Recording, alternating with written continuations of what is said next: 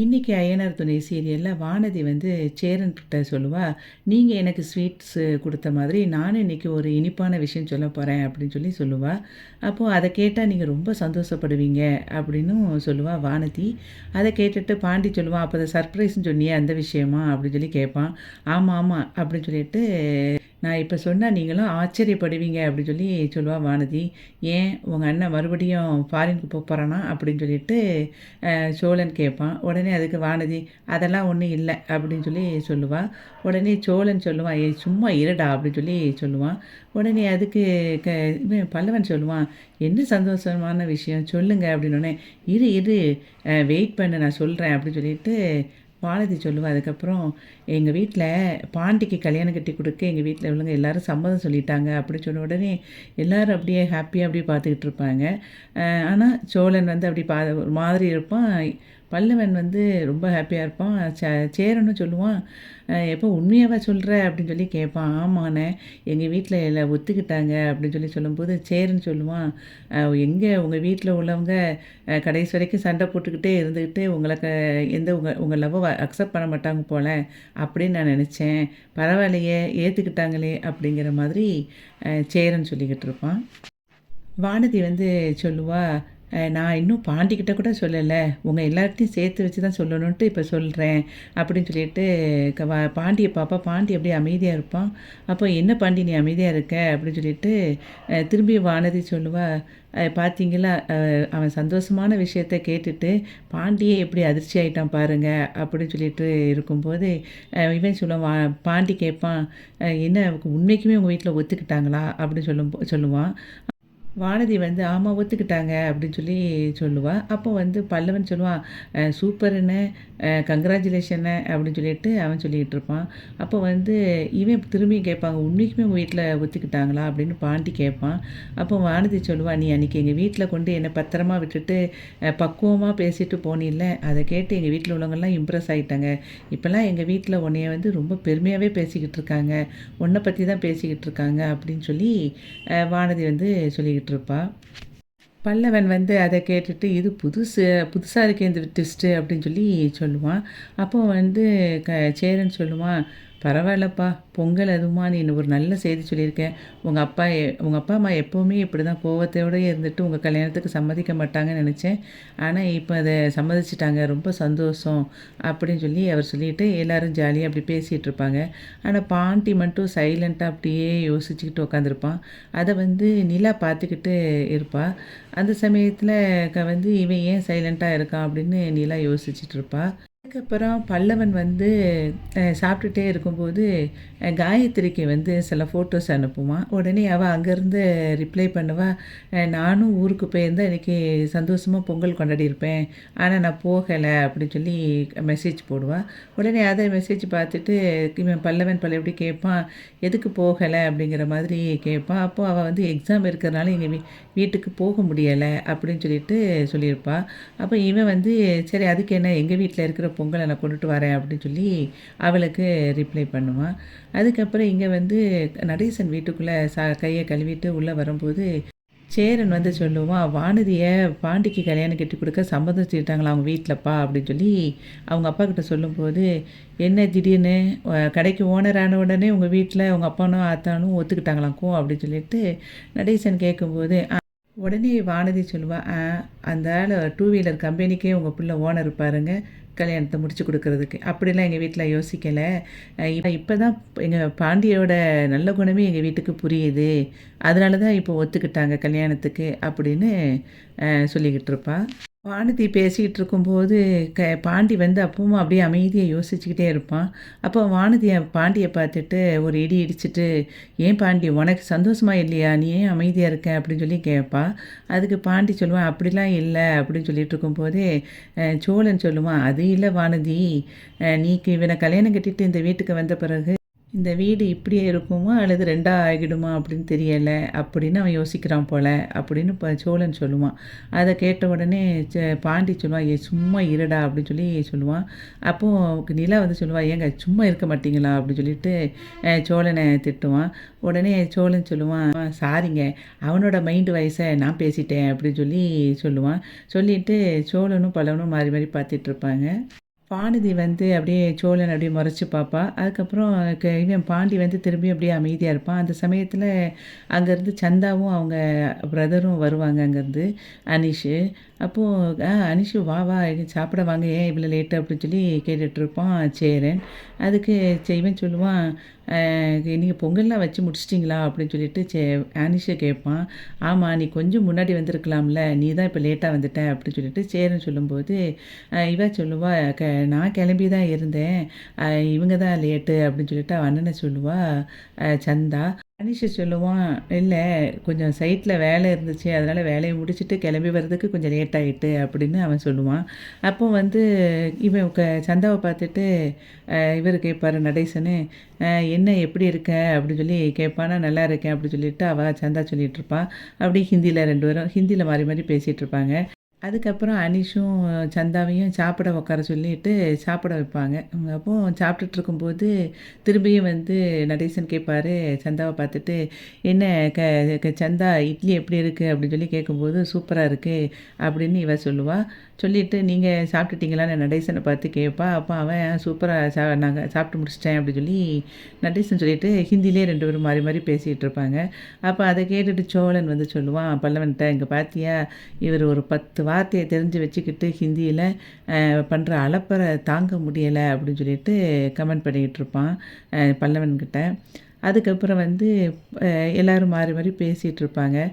சந்தா சாப்பிட்டுக்கிட்டே வந்து சேரன் அப்படியே பார்த்துக்கிட்டு இருப்பா. சேரன் வந்து சந்தாவை பார்த்துட்டு அப்படி மாறி மாறி ரெண்டு பேரும் ரொமான்டிக்காக பார்த்து பேசிகிட்டு அப்படி கண்ணால் பார்த்துட்ருப்பாங்க. அப்போது சோழன் வந்து சொல்லுவான், பார்த்தியா ரெண்டு பேருக்கும் எவ்வளோ சிரிப்பு பாரு அப்படின்னு சொல்லிட்டு பல்லவன்கிட்ட வந்து சோழன் சொல்லிக்கிட்டு இருப்பான்.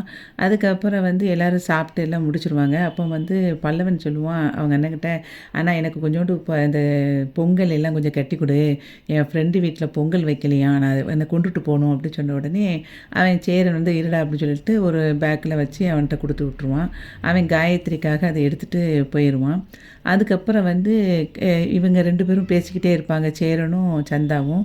அப்போ அதை பார்த்துட்டு இப்போ இவன் சோழன் சொல்லுவான் நிலாக்கிட்ட, பார்த்தீங்களா எவ்வளோ நேரமாக ரெண்டு பேரும் பேசிகிட்டே இருக்காங்க பாருங்க அப்படின்னு சொல்லிட்டு இருக்கும்போது நிலா சொல்லுவா, அண்ணே நீங்கள் ரெண்டு பேரும் ஜோடியாக நின்றுங்க, நான் உங்களை ஃபோட்டோ எடுக்கிறேன் அப்படின்னு சொல்லிட்டு நிலா சொல்லுவா. எதுக்குப்பா அப்படின்னு சொல்லி சேரன் கேட்பான். இருங்கண்ணே அப்படின்னு சொல்லிட்டு ரெண்டு பேரும் நிற்க வச்சுட்டு ஃபோட்டோ எடுத்துகிட்டு இருப்பாங்க சோழனும் நிலாவும். நிலா ஃபோட்டோ எடுத்துகிட்டே இருப்பாள். அப்போ சோழன் வந்து பக்கத்தில் இருந்துட்டு இப்படி போஸ் கொடுங்க அப்படி போஸ் கொடுங்கன்னு சொல்லி மாறி மாறி சொல்லிக்கிட்டே இருப்பாங்க. ரெண்டு பேரும் மாறி மாறி போஸ் கொடுத்துட்ருக்கிறத பார்த்துட்டு அங்கே வானதிக்கு பயங்கர கோவம் வரும். அப்போ அவள் வந்து பாண்டிக்கிட்ட சொல்லுவாள், அங்கே பாருங்களேன், நான் ஃபோட்டோ எடுக்க வந்து உங்கள் அண்ணனை கூப்பிட்டேன், அப்போல்லாம் அவர் வந்து ஃபோட்டோ எடுக்க வரல, இப்போ பாருங்கள் எப்படி போஸ் கொடுத்துட்ருக்காரு அப்படின்னு சொல்லுவாள். அதுக்கு வந்து பாண்டி சொல்லுவான், ஏண்டி அவங்க சும்மா ஒரு ஃபோட்டோ எடுத்துகிட்ருக்காங்க, இதெல்லாம் வந்து யோசிச்சுட்டு இருக்கேன் அப்படின்னு சொல்லி அவன் கேட்பான். இப்போ நான் தானே நல்ல விஷயம் வந்து சொன்னேன், அப்போ வந்து என்னையும் உன்னையும் சேர்த்து வச்சு ஃபோட்டோ எடுக்கணும்னு உங்களுக்கு கொஞ்சமாக தோணுச்சா பார்த்தியா அப்படின்னு சொல்லி சொல்லுவாள். அப்போ அவன் சொல்லுவான், நீ ஏன் இதெல்லாம் சீரியஸாக எடுத்துக்கிட்டு இருக்க, அவங்க சாதாரணமாக ஃபோட்டோ எடுத்துகிட்ருக்காங்க அப்படின்னு சொல்லிக்கிட்டு இருக்கும்போதே வானதி சொல்லுவா, வா நம்ம ரெண்டு செல்ஃபி எடுப்போம் அப்படின்னு சொல்லி கூப்பிடுவா. எதுக்கு அப்படின்னு சொல்லிட்டு பாண்டி கேட்கும்போது, வா பாண்டி அப்படின்னு சொல்லிட்டு இழுத்துட்டு போவா. சேரனும் சந்தாவும் எடுத்துக்கிட்டு இருக்கிற அதே இடத்துல போய் நின்றுக்கிட்டு, தள்ளுங்க நாங்கள் ரெண்டு பேரும் ஃபோட்டோ எடுக்கணும் அப்படின்னு சொல்லிட்டு வானதி சொல்லுவாள். உடனே சேரன் சொல்லுவான், சரிப்பா நீங்கள் போய் எடுங்க அப்படின்னு சொல்லிட்டு அவங்க ரெண்டு பேரும் நகன்றுவாங்க. அப்போ சோழனுக்கும் நிலாவுக்கும் அது பார்த்த உடனே கொஞ்சம் ஒரு மாதிரி இருக்கும். அப்போ அவள் வந்து சொல்லுவாள், வானதி எங்களையும் ஃபோட்டோ எடுங்க அப்படின்னு சொல்லிட்டு சொல்லுவாள் நிலாவை பார்த்து. உடனே அவள் வந்து சரின்னு சொல்லிட்டு ஃபோட்டோ எடுப்பாள். அதுக்கப்புறம் அவள் வானதி சொல்லுவாள், நம்மளே செல்ஃபி எடுப்போம் பாண்டி அப்படின்னு சொல்லிட்டு எடுத்துகிட்டு இருக்கும்போதே சோழனும் நிலாவும் வந்து இவன் சேரனை வந்து இந்த சைடு வாங்க உங்களை நான் எடுக்கிறேன் அப்படின்னு சொல்லிட்டு திரும்பியும் கூப்பிட்டு வச்சு அவங்க ரெண்டு பேர்த்தையும் ஃபோட்டோ அழகழகாக எடுத்துக்கிட்டு இருப்பா நிலா. அதுக்கப்புறம் சோழன், நிலா, சேரன், சந்தா 4 பேரும் சேர்ந்து ஜாலியாக அந்த ஃபோட்டோ எடுத்துகிட்டு இருக்கிறத பார்த்துட்டு வானதி இப்படி கடுப்பாகிட்டே இருப்பாள்.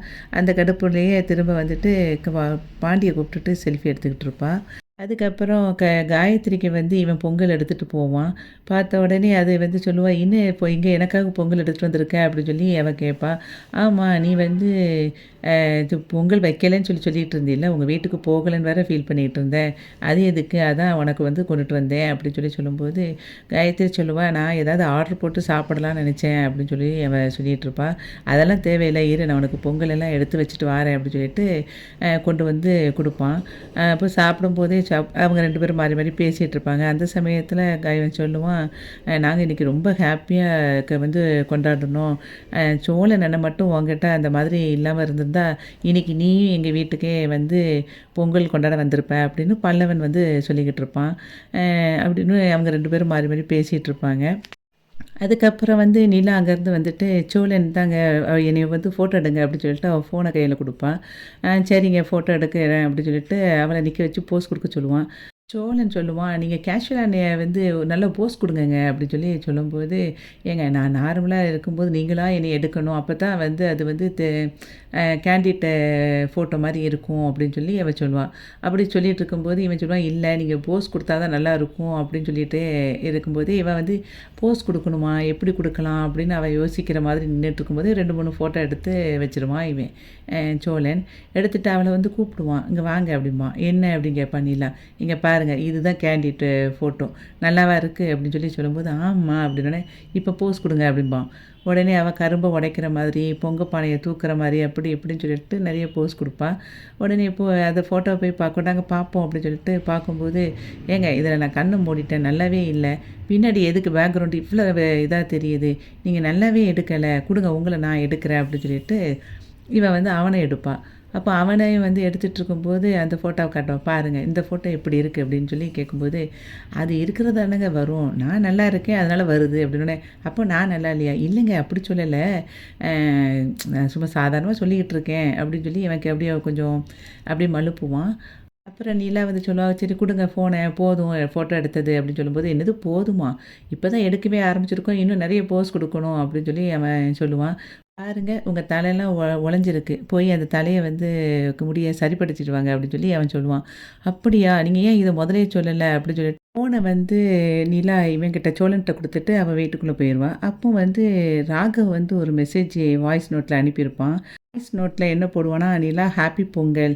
இதுதான் நீ வந்து கடைசியா தனியா கொண்டாடுற பொங்கல். அடுத்த வருஷம் நம்ம 2 பேரும் சேர்ந்து கொண்டாடலாம்." அப்படிங்கிற மாதிரி போட்டுட்டு வெரி ஹேப்பி பொங்கல்னு சொல்லி வாய்ஸ் நோட்ல அனுப்பியிருப்பான். அத வந்து சோழன் ஓப்பன் பண்ணி பார்த்துட்டு, எவ்வளோ திமிரு இருந்தா இவன் இத போட்டிருப்பான்.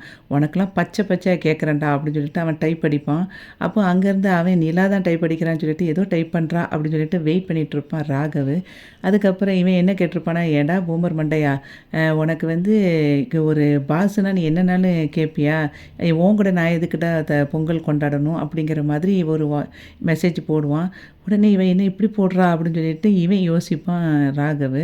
திரும்பியும் வந்து இவன் நிறைய கேள்வியை கேட்டுக்கிட்டு இப்போ திட்டி திட்டி அனுப்பிக்கிட்டே இருப்பான். இவன் பச்சை பச்சையா நிறைய அனுப்பி விட்ட உடனே அதுக்கு ராகவ் வந்து "ஓ நோ" அப்படின்னு சொல்லிட்டு அனுப்பி விடுவான். அனுப்பி விட்ட உடனே இவன் அதுக்கப்புறம் தான் யோசிப்பான், சோழன் அச்சச்சோ நம்ம நிலா மொபைலில் இருந்துல நம்ம அனுப்பிக்கிட்டு இருக்கோம், அவளுக்கு தெரிஞ்சா அவ்வளோதான் நம்மளை கொன்னே போட்டுருவா அப்படின்னு சொல்லிட்டு டக்குன்னு அவன் வரதுக்குள்ளேயே என்ன செஞ்சிருவான், இதை டெலீட் பண்ணி முடிச்சிருவான். டெலீட் பண்ணிவிட்டு எல்லாம் சும்மா இருக்கும்போது அங்கேருந்து நிலா திரும்ப வருவாள்.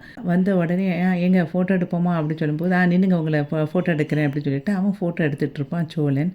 அதுக்கப்புறம் அங்கே வந்து வானதி வந்து ஒவ்வொரு ஃபோட்டோவையா பாண்டிக்கிட்ட காட்டிட்டு சொல்லுவா, "பாண்டி நீ இதில் ரொம்ப அழகாக இருக்க." அப்படின்னு சொல்லிட்டு இருக்கும்போது பாண்டி வேறு ஏதோ சிந்தனையில் யோசிச்சுக்கிட்டு இருப்பான். அப்போ இவன் வானதி சொல்லுவா, பாண்டி அப்படின்னு சொல்லி கூப்பிடுவா. அதுக்கப்புறம் தான் "என்னன்னு சொல்லு." அப்படின்னு சொல்லிட்டு இவன் கேட்பான்.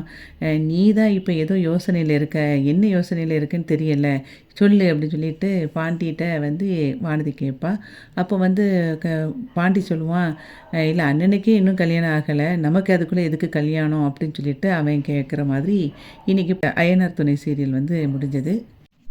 வீடியோவுக்கு ஒரு லைக் கொடுத்து சேனலை சப்ஸ்கிரைப் பண்ணுங்கள். நன்றி.